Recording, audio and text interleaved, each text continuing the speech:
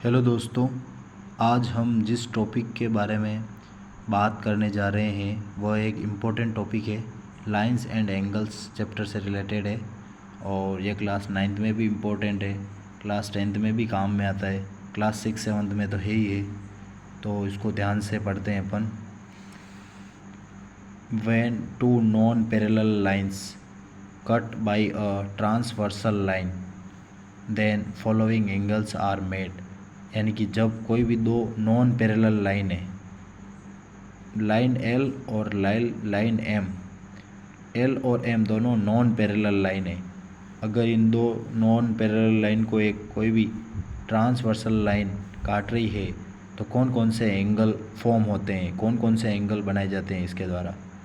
पहला है interior angle, exterior angle, corresponding angle, alternate interior angle और अल्टरनेट एक्सटीरियर एंगल। और एक और होता है वर्टिकली अपोजिट एंगल। यानी कि इंटीरियर एंगल कौन कौन से होते हैं। इंटीरियर एंगल यानी कि लाइन एल और लाइन एम, इन दोनों के जो बीच में जो एंगल बन रहे हैं, इंटीरियर यानी अंदर की तरफ। तो लाइन एल और लाइन एम, इनके अंदर की तरफ एंगल कौन कौन से बन रहे हैं, सी, डी, ई और एफ। तो इंटीरियर एंगल हो जाएंगे angle C, angle D, angle E and angle F. ये हो गए इंटीरियर एंगल। अब एक्सटीरियर एंगल का मतलब होता है बाहर की तरफ एंगल जो बन रहे हैं लाइनों के।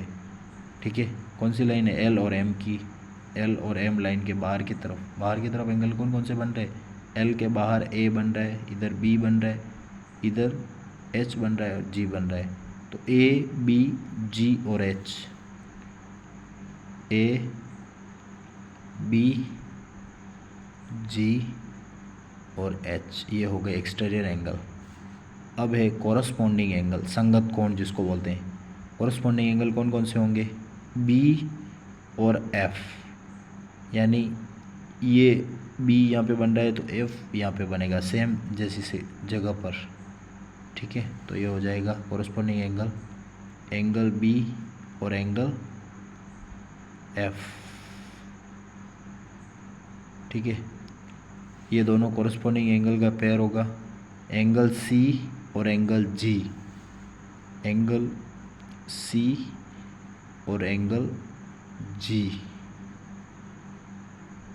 ये भी कोरस्पॉन्डिंग एंगल का पेयर होगा।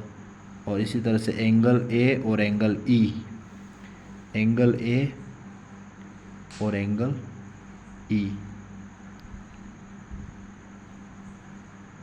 एंगल ए और एंगल ई।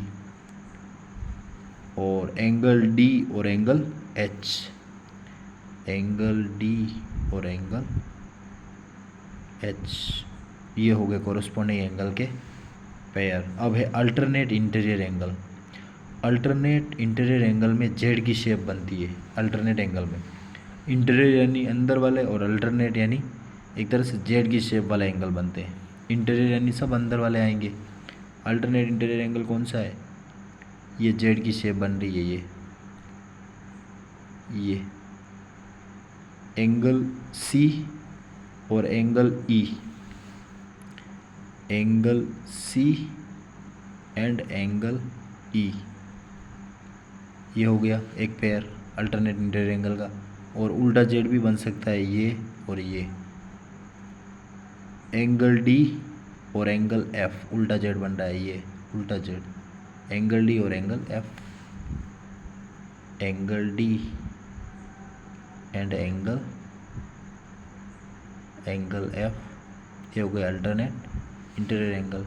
एक होता है अल्टरनेट एक्सटीरियर एंगल, यानी एक्सटीरियर एंगल यानी बाहर वाले, इंटीरियर यानी अंदर वाले, और अल्टरनेट का मतलब अल्टरनेट बनने वाले। वही अल्टरनेट इंटीरियर जैसे बनते वैसे के वैसे alternate exterior angle. Alternate exterior angle कौन कौन से होंगे, ये जैसे ये जेड बन रहा है जेड, जेड बन रहा है तो ए और जी बाहर की तरफ बन रहे हैं, angle A and angle G. इसी तरह से और बाहर कौन सा बन रहा है, एंगल बी और angle H, angle B and angle H, angle B and angle H. और एक छठा तरह का एंगल और होता है vertically opposite angle. Vertically opposite angle,